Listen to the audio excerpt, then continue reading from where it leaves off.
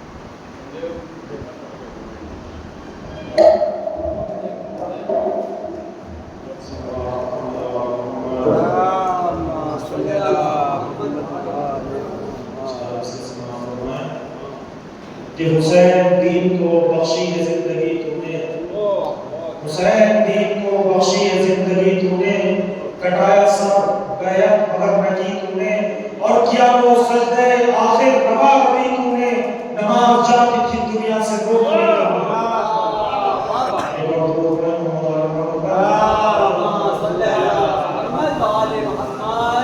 شیر خدا کے شیر کو میرا سلام ہے، پاکیزہ ذکر جس کا زمانے میں عام ہے، شیر خدا کے شیر کو میرا سلام ہے، اور پاکیزہ ذکر جس کا زمانے میں عام ہے، اور بیعت کے ساتھ مٹ گئی آخر مزیدیت، بیعت کے ساتھ مٹ گئی آخر مزیدیت، عباس کی وفا کا زمانے میں نام ہے۔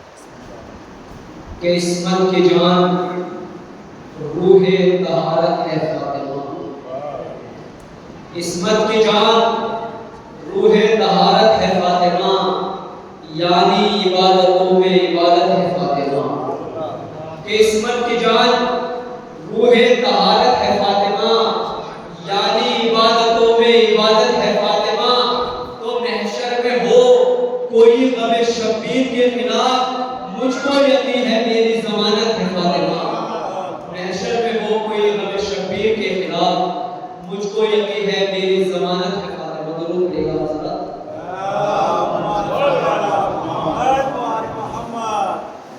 اور ایک مطلب 3-4 شعر بتا دیں کہ اپنا خنجر نہ کسی وار سے ڈر لگتا ہے، اپنا خنجر نہ کسی وار سے ڈر لگتا ہے، ایک شبیر کے خوددار سے ڈر لگتا ہے، اپنا خنجر نہ کسی وار سے ڈر لگتا ہے، ایک شبیر کے خوددار سے ڈر لگتا ہے، تو واقعہ یہ بھی ہے تاریخ کے دامن میں عجب، واقعہ یہ بھی ہے تاریخ کے دامن میں عجب، ایک حاکم کو گرفتار سے ڈر لگتا ہے، واقعہ یہ بھی ہے تاریخ کے دامن میں عجب، ایک حاکم کو گرفتار سے ڈر لگتا ہے، تو ساتھ چلنے کی نہ جرت ہے نہ ہمت نہ سکت، ساتھ چلنے کی نہ جرت ہے نہ ہمت نہ سکت، کس قدر عابد بیمار سے ڈر لگتا ہے، ساتھ چلنے کی نہ جرت ہے نہ ہمت نہ سکت، کس قدر عابد بیمار سے ڈر لگتا ہے، اگر اس کی تلوار جو اٹھتی تو قیامت ہوتی، جس کی زنجیر کی جھٹکار سے ڈر لگتا ہے، اس کی تلوار جو اٹھتی تو قیامت ہوتی، اس کی تلوار جو اٹھتی تو قیامت ہوتی، جس کی زنجیر کی جھٹکار سے ڈر لگتا ہے۔ درود پڑھے گا ذرا۔ اپنا خنجر نہ کسی وار سے ڈر لگتا ہے، ایک شبیر کے خوددار سے ڈر لگتا ہے، ساتھ چلنے کی نہ جرت ہے نہ ہمت نہ سخت، کس قدر عابد بیمار سے ڈر لگتا ہے، اس کی تلوار جو اٹھتی تو قیامت ہوتی، جس کی زنجیر کی جھنکار سے ڈر لگتا ہے، جس کی زنجیر کی جھنکار سے ڈر لگتا ہے، تو یا تو چھپ جائے نشاں اس لیے لمبا ہے ملاپ، یا تو چھپ جائے نشاں، یا تو چھپ جائے نشاں اس لیے لمبا ہے ملاپ، یا تمہیں کعبے کی دیوار سے ڈر لگتا ہے، یا تو چھپ جائے نشاں اس لیے لمبا ہے ملاپ، یا تمہیں کعبے کی دیوار سے ڈر لگتا ہے، تو بولی زینب کہ ڈرو شام کے حاکم سے تم ہی، کیونکہ مکاروں کو مکار سے ڈر لگتا ہے، بولی زینب کہ ڈرو شام کے حاکم سے تم ہی، کیونکہ مکاروں کو مکار سے ڈر لگتا ہے۔ انہی مصروں کے ذیل سے ہے گزارش شدہ اور رجب شاگرد صاحب سے بھی مندر تشریف اللہ کر اپنے بیان سے مومنین کے قلوب کی نوازے، آپ حضرات ان کے استقبال میں بلند ترین نعرے سے دعا کریں۔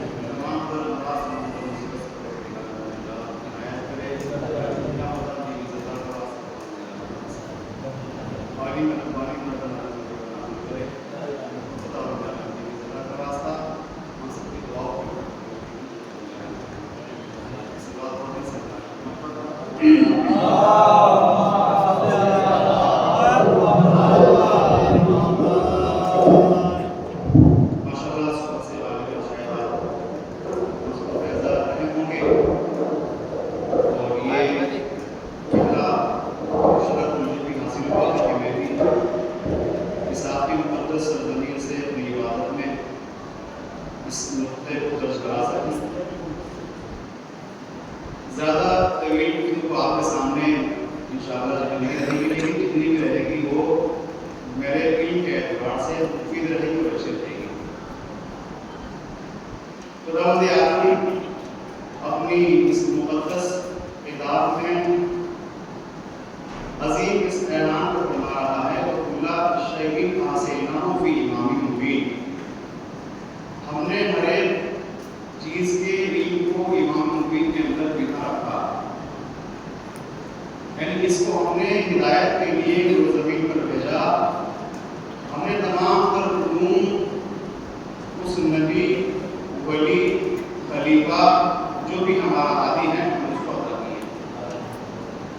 پروردگار عالم اس لیے ہادی کو علم عطا کرتا ہے تاکہ دنیا والوں کو ایک لمحے کے لیے بھی یہ خود ہادی پیش نہ کر سکے کہ مجھے اس مسئلے کو لے کر کے تھوڑی تاخیر ہو، سوچنا پڑے گا۔ خداوند عالم جن کو علم عطا کر رہا ہے وہی ذات مقدسہ ہیں کہ جن کے لیے پروردگار عالم نے مختلف انداز سے قرآن کریم میں فضل کو بیان فرمایا ہے، اور پھر اس عنوان سے بھی خدا نے کہا ہے کہ ماں عطاکم الرسول فخذوہ، کہ جو تمہیں رسول دے اسے تم لے لو، وما انہاکم فانتہوا عنہ واتقوا اللہ، اور جس سے تمہیں رسول روکے اسے تم رک جاؤ، اسے تم پرہیز کرو، واتقوا اللہ، اور تقوی الہی کو اختیار کرو، خداوند عالم سے بہت زیادہ ڈرو۔ ان اللہ شدید العقاب، پروردگار عالم بہت عظیم عذاب میں مبتلا کرنے والا بھی ہے۔ جہاں پروردگار عالم اپنی اوصاف رحمانیت کو ظاہر کرتا ہے کہ میں رحیم ہوں، میں کریم ہوں، میں بخشنے والا ہوں، عطا کرنے والا ہوں، لیکن اس معاملے میں آ کر کے پروردگار عالم نے اپنی ایک صفت کا اظہار کیا ہے کہ شدید العقاب، کہ اگر تم نے ان چیزوں سے ان کو موڑا جو چیز پیغمبر تمہیں دے رہے ہیں تو پھر یقین جانو کہ پھر ہم تمہارے لیے رحمان نہیں ہیں، ہم تمہارے لیے کرم کرنے والے نہیں ہیں، ہم تمہارے اوپر اپنا رحم نازل کرنے والے نہیں ہیں۔ یعنی خداوند عالم اس جملے کے ذریعے سے ہمیں یہ خبر دے رہا ہے کہ دیکھو اگر ہم رحمان ہیں تو اس کے لیے ہیں کہ جو پیغمبر کے سامنے ادب سے پیش آتا ہے، اگر ہم رحیم ہیں تو اس کے لیے ہیں کہ جو ولی کے سامنے ادب سے پیش آتا ہے، اگر ہم کرم کرنے والے ہیں، اگر ہم رحمتوں کی بارش کرنے والے ہیں، اگر ہم اپنے عذاب سے محفوظ کرنے والے ہیں تو صرف ان لوگوں کو ہیں کہ جو رسول اللہ کی بس میں آ کر کے ادب سے سر جھکائیں اور پیغمبر اسلام سے ہدایت کے گوشے اور نقطے لے کر آئیں۔ عزیزوں، اس لیے کہ پیغمبر وہ ہیں کہ جس کو اللہ نے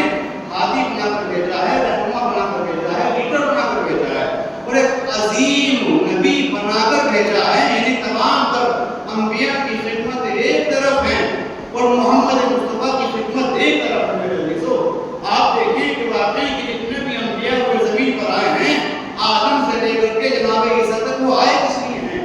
اس طرح تمام تر نبیوں کا آنا ایک پیش خیمہ ہے، کیونکہ کسی عظیم نبی کو آنا ہے۔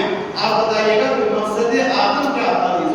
مقصد آدم یہی تھا کہ دیکھو اللہ کو مانو اور مجھے نبی مانو، اور دیکھو کسی نبی کے آنے کے استقبال میں ہم اپنی جان کو قربان کر رہے ہیں، تو تم بھی کسی نبی پر ایمان رکھنا۔ تمام تر انبیاء آتے رہے، محمد مصطفیٰ کے آنے کی خبر دیتے رہے کہ دیکھو صرف ہم تو پیش خیمہ ہیں، ہم تو مقدمہ ہیں، ہم تو تمہید ہیں، ورنہ اصل تو وہ ہیں کہ جن کی وجہ سے اللہ نے کائنات کو خلق کیا ہے، کہ جن کی وجہ سے اللہ نے دنیا کو بنایا ہے، کہ وہ عظیم وجوہات ہیں، وہ عظیم وجہ ہیں۔ وہ کون ہیں؟ وہ وہی ہیں کہ جن کے لیے اللہ نے ہمیں بھیجا ہے، اور ہم تمہیں اس محمد مصطفیٰ کے آنے کی بشارت دے رہے ہیں، ہم محمد مصطفیٰ کے آنے کی خبر دے رہے ہیں۔ اور میرے عزیزو، واقعی نظر جناب آدم سے لے کر کے جناب عیسیٰ تک اپنے زمانے میں محمد مصطفیٰ کے آنے کی بشارت نہ دیتے تو نہ آدم کا آنا قابل قبول ہوتا، نہ نوح کا آنا قابل قبول ہوتا، نہ عیسیٰ کی مسیحائی قابل قبول ہوتی، نہ موسیٰ کلیم اللہ کہلاتے، نہ ابراہیم خلیل اللہ کہلاتے۔ یہ تمام تر صفات انبیاء کو اس لیے ملے ہیں کیونکہ انبیاء نے محمد مصطفیٰ کے آنے کی خبر دی ہے۔ اب قرآن کہہ رہا ہے کہ جو ہم تمہیں دیں، جو محمد تمہیں دے، لے لینا۔ عزیزو، ہم نے محمد کہاں سے لیا؟ تمام تر انبیاء نے ہمیں بتایا کہ محمد آنے والے ہیں، محمد نے بتایا علی آنے والے ہیں۔ ایک سوال پڑھ دیں اس پر تیار ہے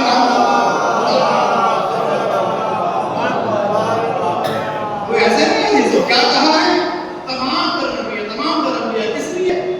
کہ کسی کو آنا ہے، اس لیے ہم اپنی زندگی کو بسر کر رہے ہیں، یعنی انتظار ہے کسی کے آنے کا۔ اور پھر محمد مصطفیٰ کون؟ کہ جنہوں نے کہا ہے کہ ہمارے بعد اب جو دین کے ذمہ دار ہیں وہ ہیں کہ جن کو ہم تمہارے سامنے دے رہے ہیں۔ ما آتاکم الرسول فخذوہ، کیا کہا ہے کہ جو پیغمبر تمہیں دے وہ لے لو۔ پیغمبر تمام تو چیزیں دی ہے، بنا اہل بیت علیہ السلام کے خداوند عالم کے دین و زمینہ انتہائی دشوار ہے۔ دنیا اعتراض کر رہی ہے کہ صاحب عجیب مرحلہ ہے، عجیب موقع ہے کہ جہاں پر بھی دیکھیں کہ اہل بیت علیہ السلام کا سہارا لیتے ہیں۔ سہارا کون ہے؟ ان سے عظیم سہارا ہو بھی کیا سکتا ہے؟ کہہ رہے کہ صاحب اہل بیت خدا کو اگر پہچاننا ہے تو پھر اہل بیت کے دروازے پر آنا پڑے گا۔ ہم یہ شرک کر رہے ہیں، عجیب ہے، کفریہ کلام کر رہے ہیں کہ خدا کی معرفت حاصل کرنے کے لیے بھی در اہل بیت کا سہارا لے رہے ہیں۔ ہم یہ کہیں گے اچھا یہ بتائیے گا کہ سہارا کیوں نہ لیں؟ اس لیے کہ ہماری بساط اوقات نہیں ہے کہ ہم اس تک جا سکیں، اور ہم بھی یہ طاقت بھی نہیں ہے کہ پروردگار عالم خود ہم تک آ سکے، کیونکہ ہمیں قوم کے منظر کو قرآن کریم میں مشاہدہ کر چکے ہیں کہ ایک قوم نے چاہا تھا کہ پیغمبر اسلام سے اپنے زمانے میں نبی سے کہا تھا کہ ہم خدا کو دیکھنا چاہتے ہیں، وہ دیکھے یا نہ دیکھے لیکن یہ معلوم نہیں ہوا کہ خدا کیسا تھا، اس لیے کہ بتانے کے لیے زندہ ہونا ضروری تھا۔ تو صاحب ہم نے اہل بیت علیہ السلام کا سہارا کیوں لیا؟ کیونکہ وہ ہیں کہ جو وہاں پر جاتے ہیں تو پیغمبر نور میں جاتے ہیں، اور جب یہاں پر آتے ہیں تو بشر کا لباس اوڑھ کر آتے ہیں، یہاں آتے ہیں تو بشریت کے لباس میں آتے ہیں۔ اب کوئی درمیان میں رابطہ ایسا ہونا چاہیے تھا کہ جو وہاں کے پیغام کو لا سکے، یہاں پیغام سنا سکے، وہاں کے پیغام کو تحمل کر سکے، یہاں بیان کر سکے، اور بیان کرنے میں یہ رہے کہ ہم بھی برداشت کر سکیں۔ اگر اپنی اصل شکل میں آ جائیں، بعض روایت یہ بھی ہے کہ جو کوہ طور پر چمکنے والی تجلی تھی وہ خود ملک متقیان کا ایک نور تھا، بعض روایت کے بعد آپ دیکھیں گے۔ تو اس لیے خداوند عالم نے اس لباس سے بشریت میں بھیجا، اور اس لیے بھیجا تاکہ دنیا والوں تک ہمارا ایک پیغام پہنچایا جا سکے۔ آپ بہت قصیدے پڑھتے ہیں ماشاءاللہ، آپ کو دل لگاتے ہیں، علی اللہ ہیں، علی اللہ ہیں، علی وجہ اللہ ہیں، علی لسان اللہ ہے۔ میرا سوال آس ہے، معافی چاہوں گا ہم صاحب سے باتیں جو میرے عظیم قریب رہے وہ دوستوں میں رہے ہیں، آپ یہ بتائیے گا کہ آپ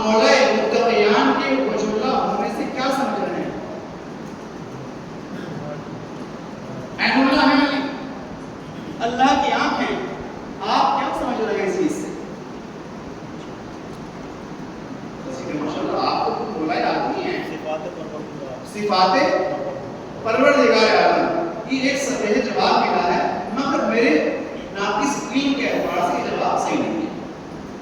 صفات یعنی وجہ اللہ ہے، اللہ کا چہرہ ہے، تو اللہ کا چہرہ ہونا صفت نہیں ہے۔ خداوند عالم چہرے میں مقید نہیں ہے۔ ماشاءاللہ آپ کو تغیر سنتے ہیں، میں اپنا ناقص علم بتا رہا ہوں، ماشاءاللہ آپ مجھ سے جو ہے صاحب علم زیادہ ہو سکتے ہیں، مجھے یقین بھی ہے اس بات کے اوپر، اور عزیزوں پر ہم تفکرات کی دنیا میں اپنے آپ کو لے کر جائیں تو یہاں صفات کے لحاظ سے نہیں ہے، یہاں پر جو ہے وہ شناخت کے اعتبار سے ہے۔ چہرہ کیا ہوتا ہے؟ چہرہ ہے پہچان۔ اگر آپ جو ہے وہ کسی بے سر میت کو دیکھیں تو کیا آپ پہچان سکتے ہیں؟ نہیں پہچان سکتے جس میں آپ کسی کا سر کٹا ہوا ہے، کوئی بات پڑی ہوئی آپ نے دیکھی تو آپ اب سمجھیے گا کہ کیسے نظر ہیں، وجہ اللہ ہے، یعنی اللہ کا چہرہ ہے، یعنی آپ چہرے مولا متقیان کو دیکھیں تو آپ کو معلوم ہوگا کہ اس خداوند عالم کا ہادی ایسا ہے، وہ خود پروردگار عالم، یہ اللہ کے ہاتھ میں کیسے محسوس ہو؟ اگر آپ اس کو جو ہے اس تشبیہ کو مقید مجسم کریں تو ضرور غلط۔ یہ اللہ خداوند عالم باقی رحمان ہے، کریم ہے، عطا کرنے والا ہے، اللہ تمام تر چیزوں کو دینے والا ہے۔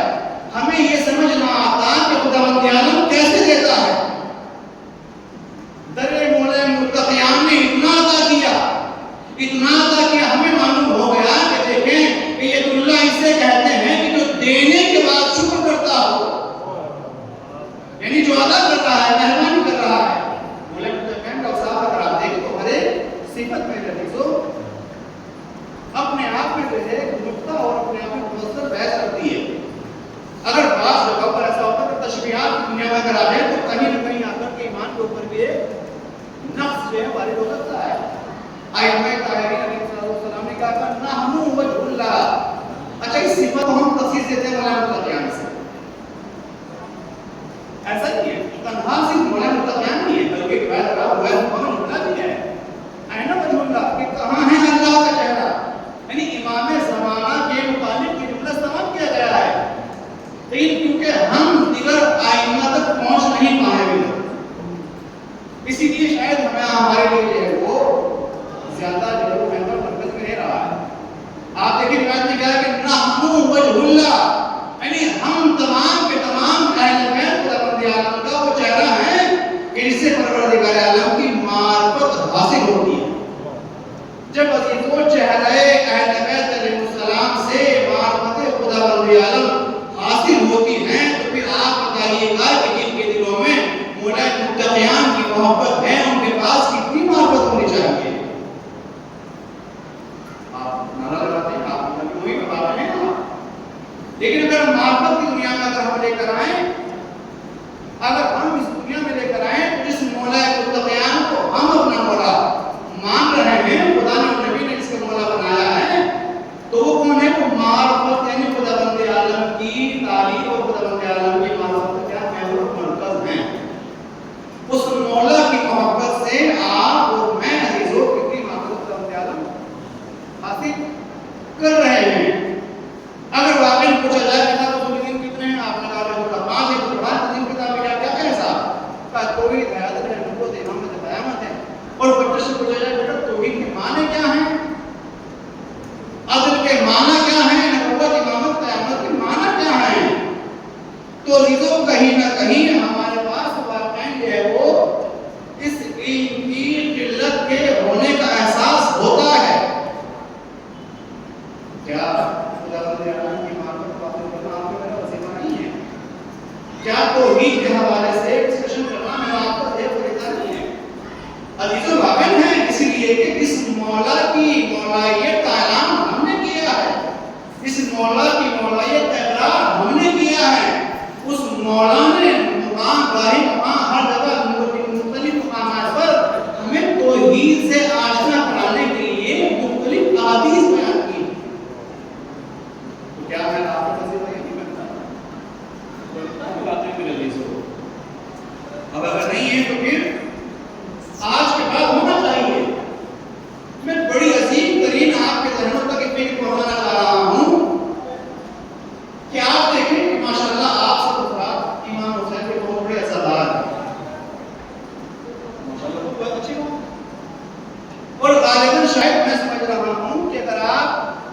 जो मेरे हमसिन से हैं गालिबन 20-30 साल से वो बशऊर अज़ादारी कर रहे हैं, और जो मुझसे ज़्यादा जो है सिर्फ शऊर में बड़े हैं वो गालिबन जो 30-40 साल से शऊर अज़ादारी कर रहे हैं।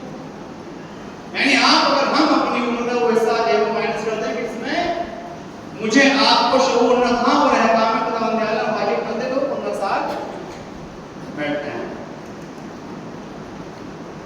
अब ये बताइएगा कि मेरा सवाल, मैंने खुद माइक को बंद किया क्योंकि बात हमारी आपस की है। आप ये बताइएगा कि 20 साल 30 साल से किसी काम को मैं और आप अंजाम दे रहे हैं, 20-30 साल से किसी काम को आला पैमाने पर हम अंजाम दे रहे हैं, तो अंजाम देने का नतीजा मेरे पास आपके पास क्या है? 20 साल से आप हुसैन पर रो रहे हैं, 30 साल से आप गिरा कर रहे हैं, आप मातम कर रहे हैं, फर्शेज़ा का एहतमाम कर रहे हैं, लेकिन आपसे अगर मुझसे पूछा जाए कि 30 साल में आपने इमाम हुसैन को जाना कितना, तो हम कहेंगे हाँ इमाम हुसैन वो करबला में जो शहीद हो गए, 30 साल में सिर्फ ये जाना करबला में शहीद हो गए। कितनी उम्र है इमाम हुसैन की? 57 बरस है ना। और ये आशूरा कब है जीजो?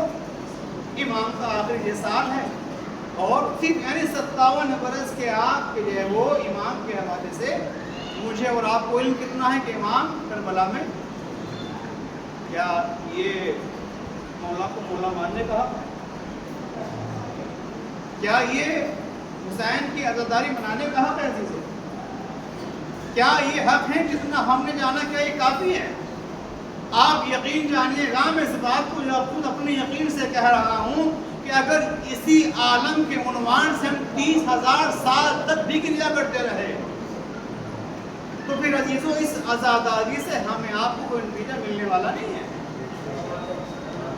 इस उन्वान से हम कर रहे हैं, क्या उन्वान है साहब हमारे यहाँ कि साहब आज़ादारी हो रही है, फर्शेज़ा का एहतमाम किया जाए, ये एहतमाम किया वो एहतमाम किया जाए, और एक अजीब रविश पैदा हो जाती है कि देखो अब जो है वो मुहर्रम आने वाला है, फला को नौहानी पढ़ने देने के, फला की मजलिस में नारियल लगाने के, फला को निजामत नहीं करने देने के, उसके मरसिए पर गिरिया नहीं करने के।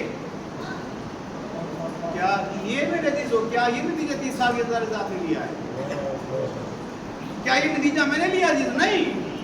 हुसैन का हकीकी अज़ादार ऐसा नहीं हो सकता।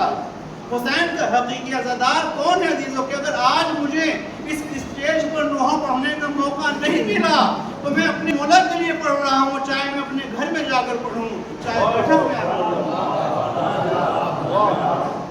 इसलिए मैं किसके लिए पढ़ रहा हूँ? हम पढ़ रहे हैं हुसैन के लिए।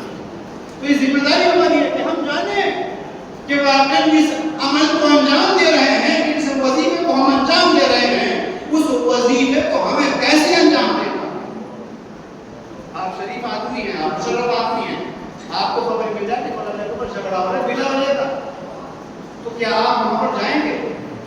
मुझ साहब हम नहीं जाएंगे, बिला वजह का झगड़ा हो रहा है वहां पर।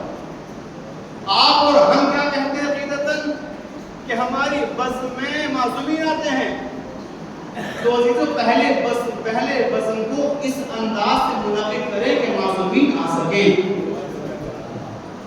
बिला वजह के फसाद में शरीफ आदमी भी नहीं जाता चीजों, और हम अपनी बस में किसको बुला रहे हैं? आइम्मा-ए-ताहीरीन को, मासूमीन को, कि हमारी बस में आ सके। तो पहले बज़्म को बेहतर बनाइएगा, दिल को बेहतर बनाइएगा, फिर तो ये जरूरत न पड़ेगी कि मौला आप आ जाइए, इमाम खुद जानते हैं हमें कहाँ जाना है, इमाम बखूबी वाक़ई में हमें कहाँ जाना है। आप बार-बार सुनते हैं कि साहब फला जगह पर मुआवजा हो गया है, फला जगह पर बरामद हो गई है, पूछा जाए कि साहब वहाँ पर हुआ था क्या, तो एक अजीब खुशबू का एहसास हुआ था, अजीब खुशबू आ रही थी, शायद यहाँ से इमाम हुसैन का गुजर हुआ हो, शायद सैयदा आ गई हो, शायद कोई इमाम यहाँ से गुजरे हों। यानी हमें कहीं न कहीं आप देखें मुआवजात के हवाले से ये दलील पेश की जाती है कि किसी मासूम के यहाँ से गुजर जाने की वजह से हमारे मशाम तक एक हसीन तरीन खुशबू का हमें एहसास हो रहा है। अब आप बताइएगा कि जब एक मासूम के गुजर जाने से खुशबू का एहसास होता है, तो जहाँ चाहता मासूमीन आ जाते हों, जहाँ मलाइका आ जाते हों, जहाँ नबी आ जाते हों, जहाँ शहजादी आ जाती हों, उस बज़्म में आने के बाद फिर हमें एहसास क्यों नहीं होता? बस कोई वजह है, یا تو وہ آ نہیں رہے ہیں یا ہمیں احساس نہیں ہو رہا. سلوات پڑھتے ہیں سب پیارے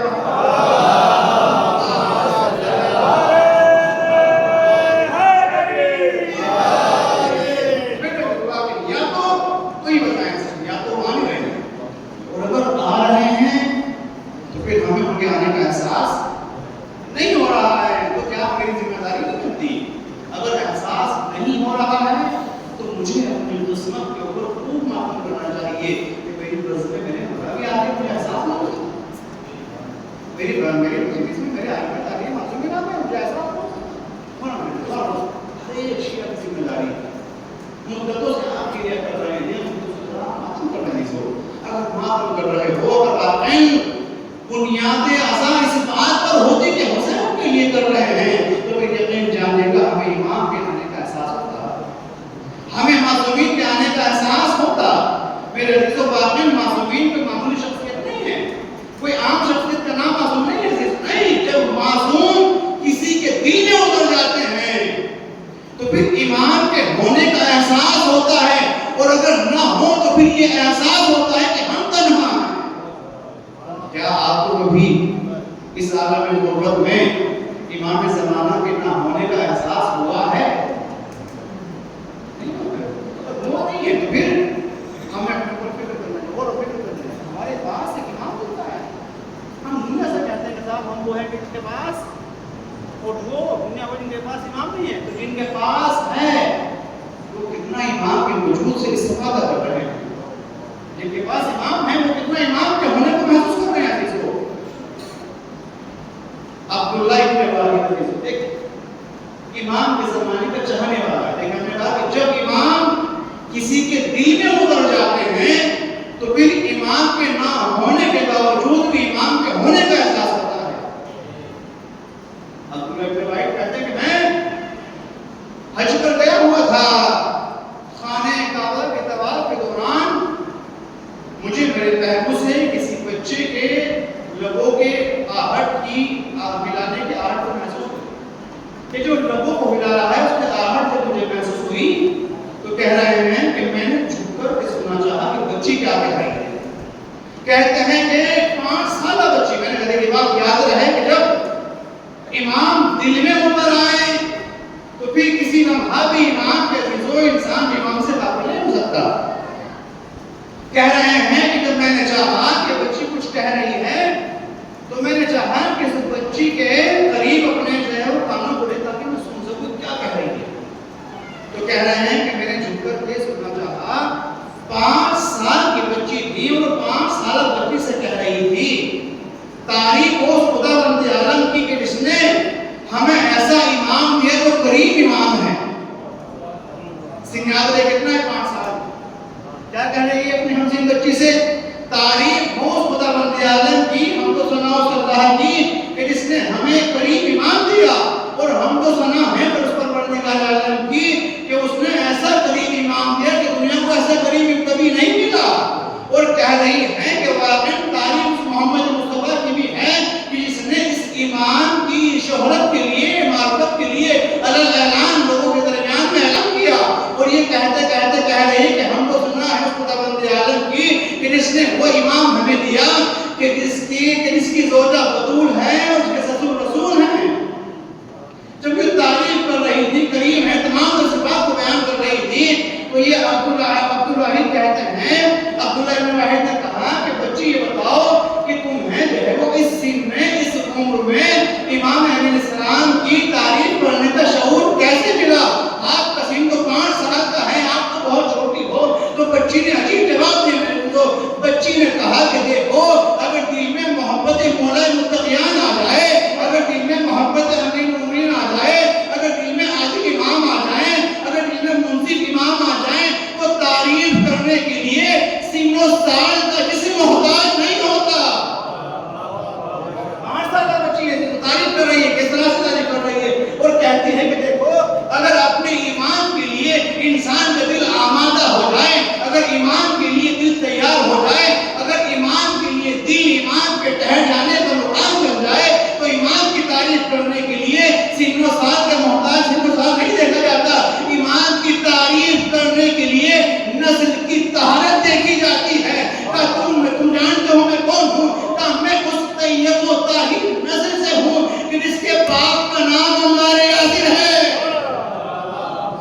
کیا کہا کہ اس کے باپ کا نام عمار یاسر ہے. اب یہ کہتے ہیں کہ میں نے بچی سے پوچھا کہ تم مولا کے بارے میں کیا جانتی ہو؟ عجیب تم نے میرے دو بچی نے کہا ہے سنو تم اگر سننا چاہتے ہو کہ میں مولا کے بارے میں کیا جانتی ہوں تو سنو. ذالکا واللہ علم العالم ہے باب الاحکام ہے قسیم الجنت والنار ھذا راس الائمہ ھذا اخو النبی خلیفتہ ووارثہ وولیہ ومولانا ومولا المؤمنین ومولانا ومولا المتقین یعنی امیر المؤمنین. جانتے ہو اس کی میں تعریف کر رہی ہوں کون ہے؟ واللہ علم العالم وہ بہت بڑوں سے بڑا ہے. باب الاحکام احکام کا اجرا کرنے والا ہے. قسیم النار والجنہ جنت و جہنم کو تقسیم کرنے والا ہے. ھذا ربانی العالم اور دنیا میں اس سے عظیم کوئی عابد نہ ملا. اور تم جانتے ہو وہ کون ہے؟ میں جانتی ہوں کون ہے. راس الائمہ ائمہ میں پہلا امام ہے. اخو النبی ہے محمد کا بھائی ہے محمد کا خلیفہ ہے جانشین ہے میرا مولا بھی ہے اور میرا امیر بھی ہے. صلوات پڑھتے ہیں حضرت علی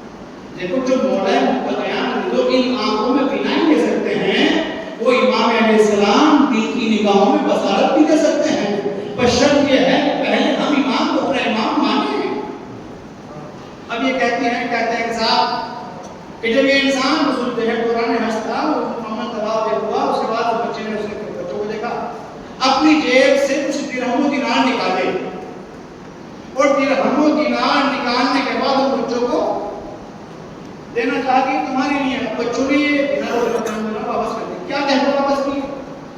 یہ کہا کہ سنو، ابھی تک جو ہم نے تمہارے سامنے بیان کیا ہے، ہمارے امام ایسے ہیں، وہ امام تم سے جا چکے ہیں، مگر تم کیا جانو وہ امام جب جاتا ہے تو کسی امام کو معین کر کے جاتا ہے، اس لیے کہ امام وہی ہوتا ہے کہ جو امت کو یتیمی کے حال پر چھوڑ کر نہ جائے۔ بس یہ تو امت کی غریب الوطنی اور غریبی ہے کہ وہ امام کے نہ ہونے کو محسوس نہ کرے۔ بچے نے کہا کہ اتنا جناب تم واپس لے لو، اس لیے کہ جو امام علی کی تعریف پر بڑا کرتے ہیں وہ دنیا کے درہم و دینار کے محتاج نہیں ہوتے۔ بچے نے کہا کہ اچھا تو پھر یہ بتاؤ کہ تم اپنی زندگی کیسے بدل کرے؟ اس نے کہا کہ تم نے سنا نہیں کہ جب امام دنیا سے جاتا ہے تو کسی امام کو معین کر کے جاتا ہے، تو بتاؤ کون ہے؟ کہا کہ اب ہمارے امام حسین مصطفیٰ علیہ السلام ہیں کہ جو ہماری کفالت کر رہے ہیں، ہماری پرورش کر رہے ہیں۔ اور یہ اس بچے کی اگر آپ ان باتوں پر غور و فکر کریں، یہ عظیم درس ہمیں دیا ہے۔ اور یہ میں نے جہاں سے بات آپ کے شروع کی تھی نا کہ احساس، اس بچی نے اس احساس کو زندہ کیا ہے کہ اگر آج بھی آپ زندہ ہو، کسی امام کی وجہ سے زندہ ہو، تو پھر آپ کو اس امام کے وجود کا احساس ہونا چاہیے، آپ کو اس امام کے احساس کو محسوس کرنا چاہیے۔ کیسا ہے وہ امام، کیا کر رہا ہے اپنے ٹائم میں، کیسے زندگی جی رہے ہیں ہمارے امام؟ ہمیں ابھی تو اپنے زمانوں کو بات کرتے اس بات پر غور نہیں کرنا چاہیے، کیسے جی رہے ہیں ہمارے امام؟ جانتے ہیں ایسے جی رہے ہیں کہ جب اپنے شیعوں کے اعمال پر نگاہ جاتی ہے تو خون کے آنسو امام کی آنکھوں سے نکل آتے ہیں، ایسے جی رہے ہیں۔ روایت ہے کہ کہ اگر کسی محب اہل بیت کے چاہنے والے کی نگاہیں کسی نامحرم کے چہرے پر چلی جائیں تو جملے روایت کے یہ ہیں کہ یہ جو نگاہ جا رہی ہیں، کہہ رہے ہیں کہ زیر شیطان کے تیروں میں سے ایک تیر ہے جو جا رہا ہے۔ جب امام صادق علیہ السلام کی بات بتا رہے تھے، سوال کرنے والے سے امام صاحب سوال کے امام سے کہ مولا اگر یہ تیر نکل رہا ہے تو پھر یہ تیر جاتا کہاں ہے؟ امام نے کہا یہ تیر ہم اہل بیت کے سینے پر آ کے لگتا ہے۔ اللہ اکبر۔ آپ شیعوں کو کیوں نام تان کر رہے ہیں؟ آپ کے کلام شیعوں کو کیوں نام تان کر رہے ہیں؟ کیوں؟ کیونکہ انہوں نے ایمان کی صرف تیروں کو بھیجا۔ امام نے کیا فرمایا کہ اگر ہمارا چاہنے والا کسی نامعلوم کی طرف نگاہ اٹھائے اس کی نگاہ اٹھنے کے عوض میں تیر نکلتا ہے، اور وہ تیر ہم اہل بیت کے سینے پر آ کر لگتا ہے۔ جماعت میرے سے منعقد کر رہے ہو اس سال کے محرم میں اپنے کو تہذیب اعضا پیدا کر لینا کہ تاکہ اس سال کا رزق سال آئندہ تک تمہاری ضمانت ہو جائے، تمہارا ضمانت گرے کر رہے ہیں۔ اور دربار میں وہ غریب امام حاکم کہ جس کی ہمدردی میں اتنے ہزار شیعہ معمول کر رہے ہیں، اتنے ہزار شیعہ وہاں پڑھ رہے ہیں، لیکن جب وہ امام ہمارے طرف نگاہ کرتے ہیں تو پھر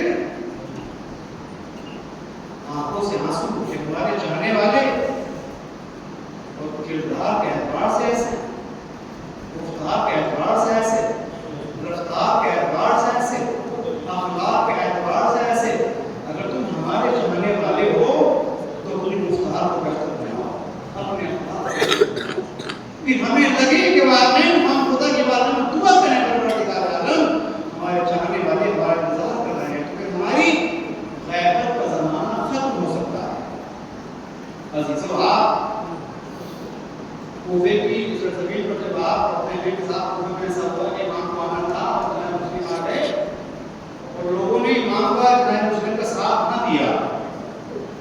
کبھی آپ اس بات کے اوپر غور و فکر کریں کہ اگر ہم بھی کسی امام کو بلا رہے ہیں اور اگر کوئی امام ہمارے درمیان آ جائے، کہیں ایسا نہ ہو کہ ہمارا حال کے عزیزوں اس سرزمین میں رہنے والوں کی طرف کیا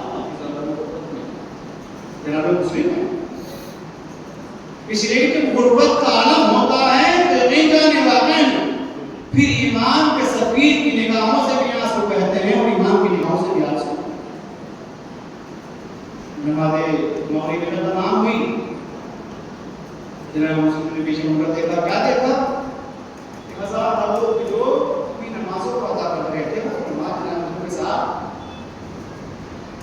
نہیں ہے. ایک عجیب جو ہے وہ اور عجیب ہے, شور مچا کے بھاگو, کوئی دوسرے کو نماز چھوڑ دے ورنہ قتل کر دیے جائیں گے. اسی اسنا میں حدیث میں جب لوگ بھاگنے لگے تو جناب مسلم کے بچے جو محمد ابراہیم تھے ان سے جدا ہو گئے. ایک بات کی حکمت دیکھیں آپ, یوم عرفہ اور یوم عرفہ روزے کا دن ہوتا ہے جہاں روزہ رکھا جاتا ہے. اہل بیت وہ ہیں کہ جو مستحب عمل کو جسے واجب کی طرح سے انجام دیتے ہیں, باہر نکلے. اب یہ احساس ہوا کہ ادھر دیکھا, شاید میں سمجھ رہا ہوں کہ لوگوں کے جانے کا احساس کم ہوا ہوگا, اپنے بچوں کے بچھڑ جانے کا احساس زیادہ ہوا ہوگا. کوفہ میں اعلان ہوا کہ اگر کسی نے امام حسین کے سفیر کو مسلم کو پناہ دی تو قتل کر دیا جائے گا. وہ اعلان بھی عزیزو عجیب انداز سے کیا گیا. ہر ایک گھر کی طرف جا رہے ہیں اور تلوار سائیکل میں آوازیں آ رہی ہیں. کوفے کے علماء گلیاں ہیں, سب نے اپنی مبنی مشالوں کو خاموش کر دیا. اندھیرے کا زمانہ. اب مسلم میں عزیزو دھیمی آواز سے اپنے بچوں کو آواز دے رہے ہیں, میرے محمد ابراہیم میرے رات تم کہاں. آپ سوچو واقعی اگر عالم غربت ہو اور بچے بچھڑ جائیں اور ایسا غربت کا عالم ہو کہ واقعی کہیں نظر نہ آئے تو آپ کے اوپر کیا گزرتی. شاید کبھی خیال یہ آ رہا ہوگا کہ اگر میں راستے میں کہیں چلا جاؤں اور قافلے حسین سے مل جاؤں, اگر بچوں نے پوچھ لیا کہ مسلم تنہا آئے ہو, اگر ماں نے سوال کر لیا کہ مسلم تنہا آئے ہو, میرے بچوں کو نہیں لے کر آیا, کیا جواب دوں گا؟ اللہ اکبر, سہمی آواز کانپتے ہوئے لب آواز دے رہے ہیں کوفے کی ہولناک گلیوں. اگر میرے فرزندوں کو کہیں دیکھو تو مجھے غریب کو پیغام یہ دے دینا, بچوں سے کہہ دینا اے ہوا کہ یہ کوفہ رہنے قابل نہیں ہے, کسی طرح سے کوفے سے باہر نکل جاؤ اور جا کر اپنے ماموں کو خبر دینا کہ کوفے نہ آئے اس لیے کہ راستہ ہموار نہیں ہے, فصل ہموار نہیں ہے. اللہ جو روزے کا عالم تھا, افطار کے لیے کوئی سامان مہیا نہ تھا. جناب مسلم حدیث ہو, غربت کا عالم ہے, قریب الوطن ہے, ہونٹوں پر کپڑیاں جمی ہوئی ہیں, کوفے کی گرمی ہے, شدت ہے, پیاس ہے. عزیزو فتحوار جناب مسلم ایک دروازے پر جا کر بیٹھ گئے اور تلوار کے قبضے پر امام حسین کے قریب سفیر نے اپنا سر رکھ دیا. دھیمے آنسو بہہ رہے ہیں. اللہ نہ جانے کیا کہہ رہے ہیں. ایک موسمہ دروازے پر آئی, دروازے کو کھولا, کیا دیکھا کہ کوئی سر جھکائے. غریب الوطن انسان محسوس ہوتا ہے اور اپنے آنسوؤں کو بہہ رہا ہے. اللہ اکبر, سوال کیا, ارے بھیا دیکھو کوفے کا ماحول سازگار نہیں ہے.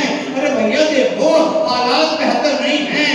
ارے ممکن ہو سکے تو اپنے گھر چلے جانا. یہ کہہ کر کے موسمہ نے دروازے کو بند کر لیا. کچھ دیر بعد پھر احساس ہوا کہ کوئی دروازے کو رو رہا ہے.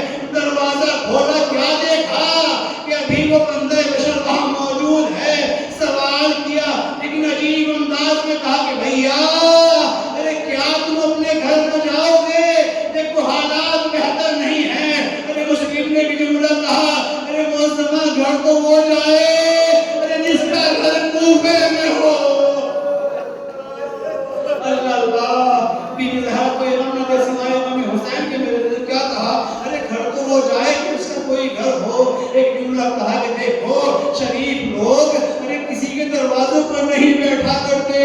ارے جب لفظ شرافت سنا تو مسلم نے سر بلند کیا, ارے تم جانتی ہو ہم کون ہیں. ارے ہم خاندان بنی ہاشم سے ہیں, میں حسین کا سفیر ہوں. ارے موسمہ نے ہاتھوں کو جوڑا, ارے اس کی مولا معاف کرنا, ارے آپ تو شرافت کا ذخیرہ ہے.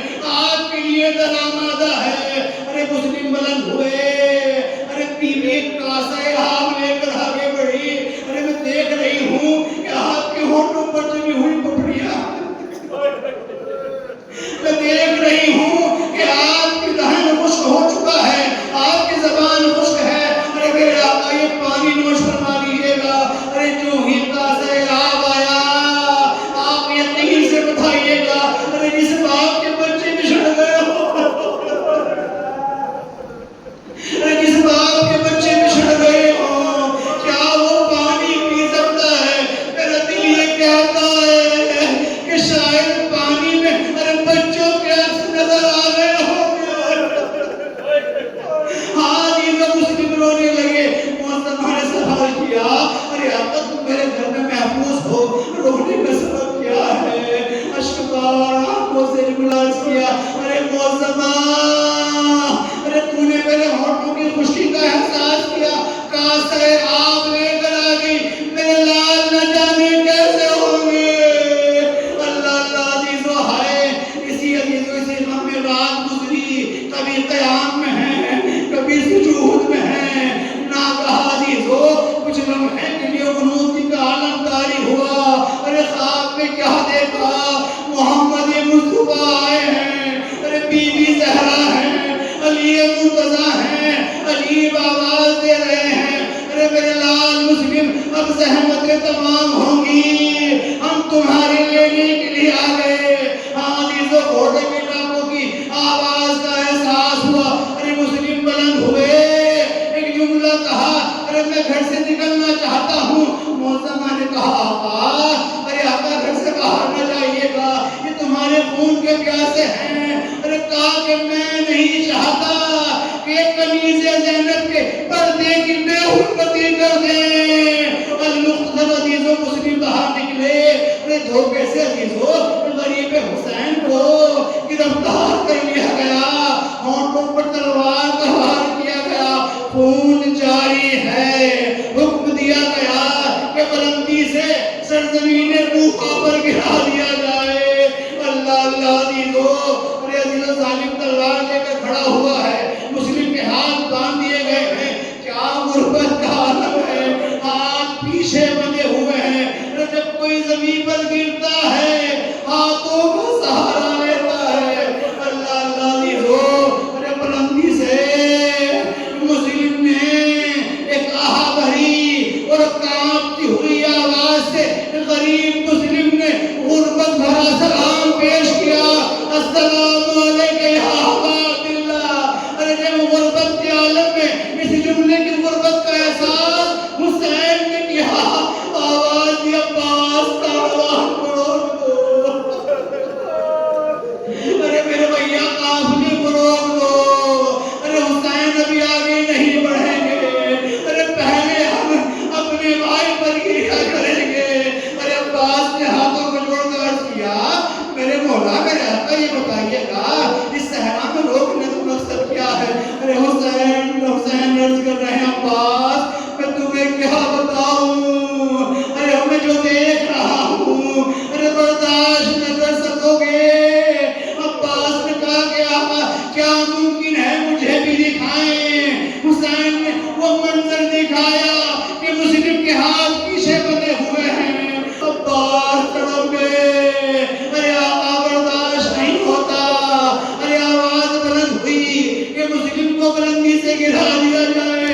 ارے عباس نے جملہ کیا اے حسین آقا ارے کیا اجازت ہے میں اپنے بھائی کو اپنے ہاتھوں میں لے لوں؟ ارے حسین نے ایک جملہ کیا ارے میرے بھیا عباس ذرا دیکھو تو صحیح، ارے میری ماں زہرا ہاتھوں کو پھیلائے ہوئے ارے آواز دے رہی ہے ارے میرے غریب کے غریب سفیر یہ زہرا مجھے لینے آ گئی۔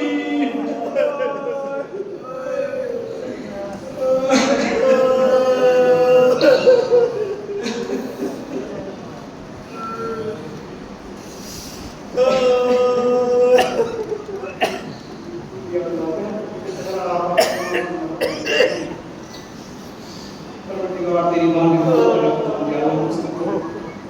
اس ماہ محرم میں آپ کے جمع زمان پروردگار محمد زہرا بہت معصوم پروردگار معرفت امام حسین معرفت نبی و آئین آیت زہرا کا واسطہ پروردگار صدقے علی محمد ہمارے درمیان کوئی اختلاف ہے، پروردگار صدقے علی محمد سے اختلاف کو ختم فرما۔